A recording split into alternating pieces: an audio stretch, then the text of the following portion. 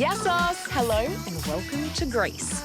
Over the next 15 days, we are in for an absolute treat for all the senses as we see, taste, feel and explore some of the very best that Greece and Turkey has to offer, starting right here in Athens. Sitting in the shadow of one of the greatest archaeological sites of all time, Athens is a bustling metropolis full of surprises. As the capital of Greece and one of the oldest cities in the world, Athens is undoubtedly historic. But it's also surprisingly hip, with its bustling sidewalks and squares and trendy inner-city neighbourhoods.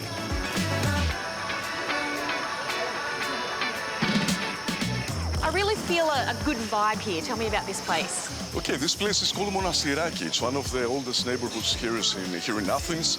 It's really crowded day and night, full of people, tourists, young Athenians are spending time here. And it is combining basically the old and the new. Not only is Monastiraki one of the most ancient neighbourhoods, it's also one of the prettiest. And it's a great spot to shop with a flea market, boutiques and antique stores. This place, it used to be the heart of the old Athenian flea market. And it was again since 1912, first year that the flea market of Athens took place here. Like all things in Athens, there's a history lesson at every stop. It's full of places that you can actually buy old stuff, old furniture, things that go back to the Greek War of Independence. You can actually find amazing things. But they're not the only treasures to be found exploring this city. Let me show you one of the secrets of the Athenian Center. There's not even a sign. This feels very secret. It's a great place. Let's check it out. This cafe looks like it's got some history, Nikos. It does. It was built back in the 1870s. It's really old. It's 150 years old. Oh. And basically, this is how the old Athenian houses used to be. And in keeping with tradition, Nikos insists I try a Greek coffee. Basically, here in Greece, we call it a Greek coffee. Okay. But it's the same brand of coffee in Turkey. They call it a Turkish coffee. In the Arab countries, are calling it the Arabic one. And what makes it so different to a regular coffee? I can see it's very dark. For us, this is a regular coffee, by the way. Okay. Is there any sugar in here, or what have we got? Just a little, just a little. Do you like it? Oh, actually, I can taste the sugar, which is nice. I think I need a bit of sugar if there's no milk, so I like that. It's a new experience for you. I know, I feel so cultured. Truth be told, it's an acquired taste. But I need very little convincing to test out some other Greek delicacies. This place is one of the most famous pastry shops in Athens. It's really known about the quality and the variety of the desserts that they are having here. This looks so good, so I've never had it before. So what, does it have a name? On this place, it is called the Cuckoo's Nest. Cuckoo's Nest. As an Aussie, and I think of Greek desserts, I do just think of baklava, but you're saying this is more popular than that here. Baklava is really popular in Greece. We do like baklava, but galaktoboureko, especially galaktoboureko, is the #1 dessert in Greece.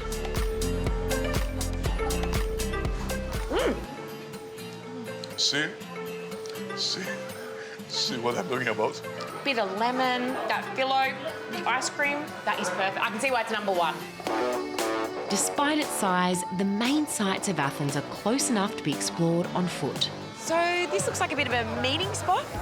It is exactly that. This is the Monastiraki Square, and really this square, this place here, encapsulates everything that Athens is all about. You have, there's a mosque over there, there's Acropolis hill just over there, the modern buildings like that one on the back.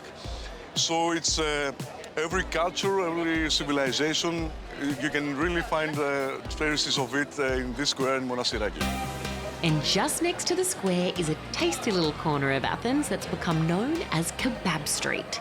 So when we're in Greece and I see souvlaki, kebab and gyros, I get a little bit confused of what is what and what I should order. Please tell me the difference between them all. Souvlaki is by far the most famous Greek dish all over the world. The main difference is the way that they put the meat in front of you. If it is chopped in small pieces, it is called a gyros in Greek, gyro. And usually it is rolled on a pita bread. That's a gyros. That's a gyros, Check. okay? This here, you can see, you have bigger pieces of meat. So this is a souvlaki. As is the case all over Greece, the food is a huge highlight of a visit to Athens. And Ergon House is a culmination of the very best of it. Everything we see here is sourced locally. Exactly. It's brought from every single part of Greece, and our mission was to promote and nurture the work of people that focus on being original and faithful to their own ergon, their work. Built as a modern-day marketplace, Ergon House is somewhat of a one-stop shop, where you can stock up on goodies for home or settle in for a meal. Before you go, make sure you check out the rooftop bar. This is the way to end your day in Athens. After the break, it's all aboard Emerald Azzurra. For the next 15 days, this is our home away from home, and a super fancy one at that.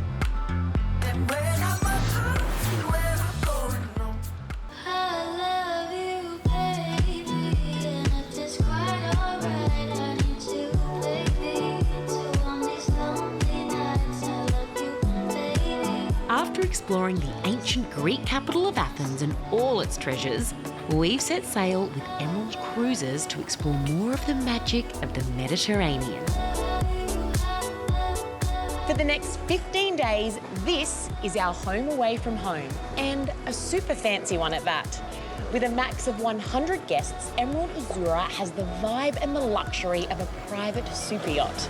And I, for one, am going to soak up every second of it. Our vibrant Greece and Turkey cruise takes us from Athens all the way to Istanbul in complete comfort and luxury.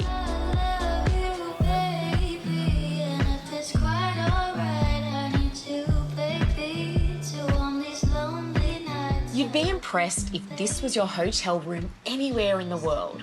But the fact this suite is on a luxury yacht with ever-changing views of the Mediterranean makes it even more incredible.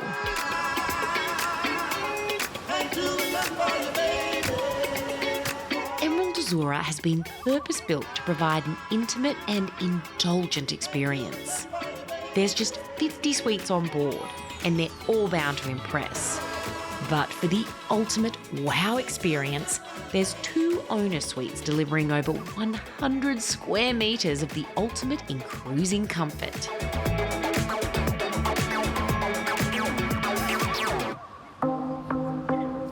Before reaching our first port of Delphi, Emerald Azzurra sails through one of the world's most incredible engineering feats, the Corinth Canal.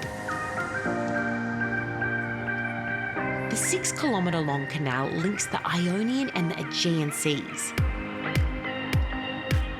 The narrow passageway with its soaring limestone cliffs is quite the spectacle.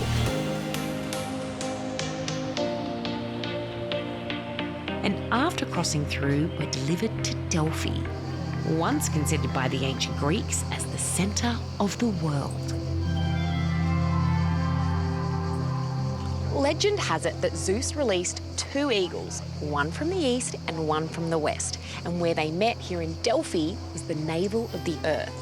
This World Heritage Site is one of the most important and well-preserved archaeological sites in all of Greece. Delphi is a 2-hour drive from Athens, and for us, a 25-minute drive from the port of Itia. In ancient times, pilgrims from around the world would journey here to seek wisdom from the Oracle of Delphi, who was said to deliver prophecies from the Greek god Apollo. This is so well preserved, this building here. Is this still most of the original? Half of it, yes. The majority of the marbles, because it's marble, parts you see are original. Yes. Wow. And what was this? Just an offering to Apollo. Another offering to Apollo. Another offering. Of course, the original name is Treasury. but they use it also like a vault. Okay, so what was inside was an offering, but also the actual building itself was also an offering? Yes, the building, the decoration outside, the statues exhibited just in front, the facade of that building, and inside. Yes, everything were offerings to Apollo.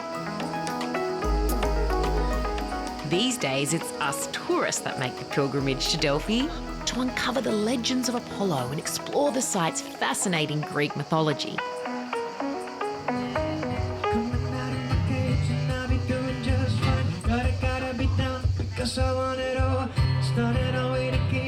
Back on board Emerald Azzurra, and my fellow guests appear to have settled in just fine. So what are your first impressions of the ship? Absolutely stunning. Yeah, beautiful. 5-star, honestly, all the way. It's just so easy and don't feel crowded. You know, you've more personalised service everywhere you go. Everyone remembers your name. We love which is that. excellent, yes.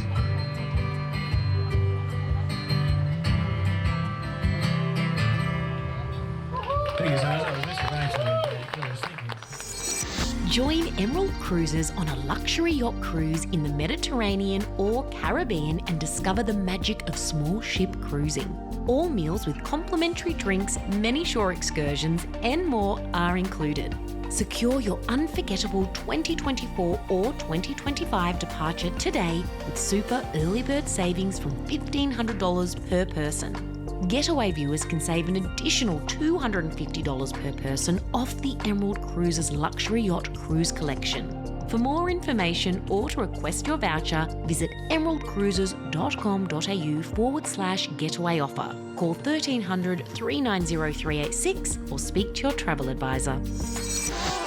After the break, we're headed to the birthplace of the Olympic Games.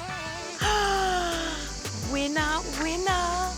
Although, I would never have worn one of these back in the day, because men only.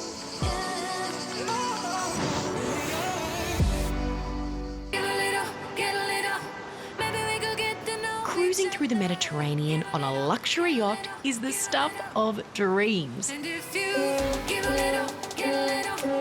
And for us, those dreams are a happy reality as we island hop through Greece aboard Emerald Azzurra. Today's port is Getaway, a small seaside town just a short drive from Olympia, the birthplace of the most prestigious sporting event in the world. It was here back in the 8th century BC that the Olympic Games originated.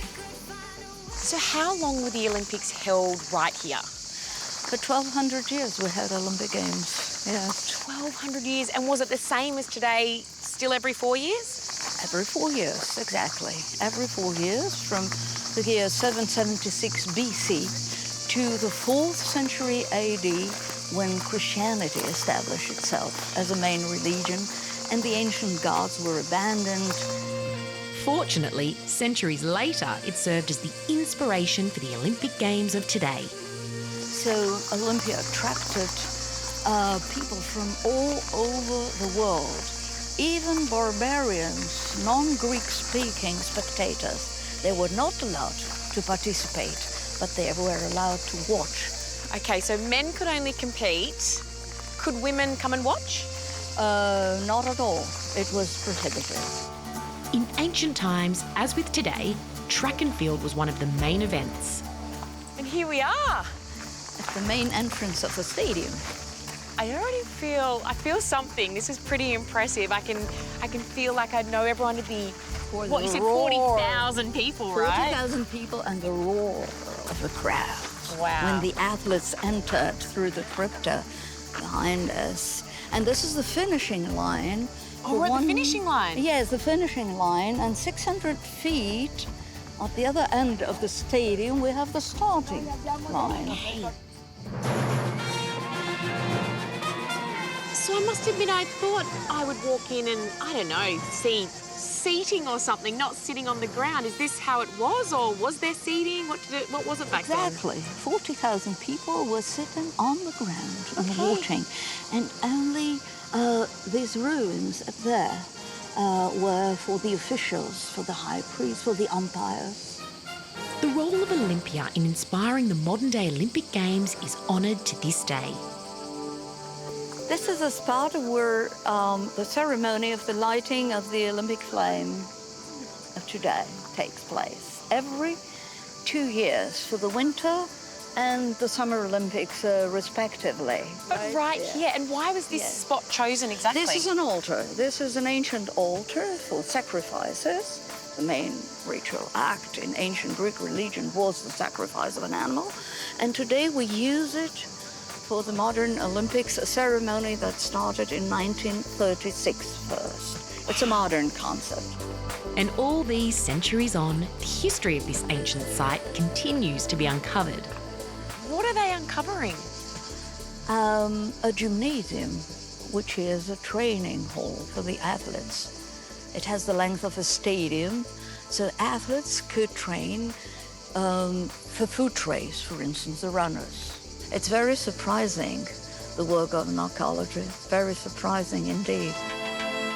While there's a world of difference in how the Games were held in ancient times, there's one thing that remains the same. I think even today, the glory of being an Olympic champion, because professionalism prevailed already in the Roman period. And the Games had no more the religious character they used to have at the beginning. But the honor of being an Olympic champion is still prevailing. I think this is the only thing in common today. Absolutely. After the break, we're in one of the prettiest cities of Crete. This is so idyllic here. Is this a really popular place to come on Crete? It is. It is the most beautiful city of the island, Chania. It's gorgeous. It's a Venetian city. It played a very important role in the Silk Road.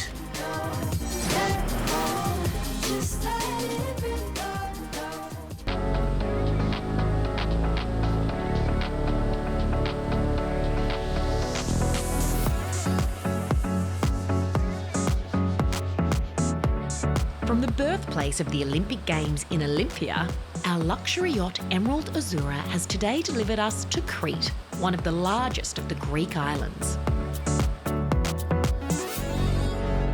We're docked in the northwest of the island at Chania, a port that's beauty is only matched by its intriguing history.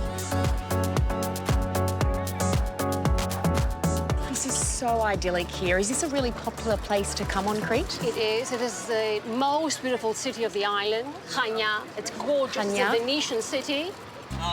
It played a very important role in the Silk Road. And what about this port? It's a Venetian port connecting Crete with the Levant and Venice. You see all the fishing boats, you see the yachts. I see a lot of fancy yachts. It's a lovely city, a lot of class and panache and suave. At each port, Emerald Cruises offers guided tours, but you can always choose to explore at your own pace, either on foot or by grabbing one of the e-bikes on board. Seems quite small and compact. Like, are we going to see majority of the town today? See the historical centre, the ancient, the Bronze Age, the Roman, the classical, the Hellenistic, the Byzantine and the Venetian. Everything is within walking distance and even easier with a bicycle. The highlight of Chania is its harbour area, which these days is abuzz with cafes and restaurants. It is getting very busy down here. It is, but might have to go single file. Venture away from the waterfront, though, and you'll find some of Chania's charming local haunts. this is the square where the locals come, where people of the neighborhood come. So you have around you all these Greeks here having their morning coffee and their brunch. We talk politics, we gossip, we discuss dramatically. It's all this Greek culture of discussing everything loudly with passion. Are you still friends afterwards? Oh, yes. That is the genesis of tragedy and drama and politics and all of this that we have in Greece. So what was this called again? Sfakiani pita. Sfakiani. Okay, yes. Yep, I might need to practice that one a bit later. But oh, the cheese is like popping out of it. it is. That honey is divine. It is, isn't it? The sweet with that cheese is heaven. It's is. so smooth. And it's like pita? Like a pita? It's like a pizza pancake sort of thing, yes. If the camera wasn't rolling, I'd just roll it up and eat it Usually all. the locals here roll it. Oh, okay. And See, I'm feeling like a local already. A Cretan already.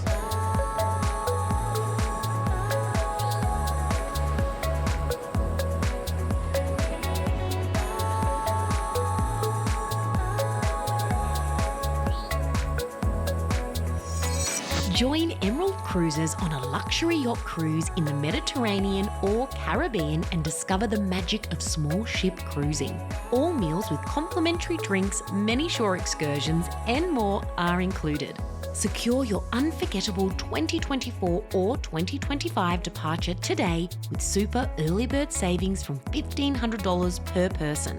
Getaway viewers can save an additional $250 per person off the Emerald Cruises Luxury Yacht Cruise Collection. For more information or to request your voucher, visit emeraldcruises.com.au/getaway offer. Call 1300 390 386 or speak to your travel advisor. When you think of dreamy holiday destinations, they don't get much dreamier than the Greek islands. And exploring them aboard this luxury yacht makes it all the more heavenly. Thanks for cruising with me. My trip continues in a couple of weeks, but next week we're visiting the spectacular top end.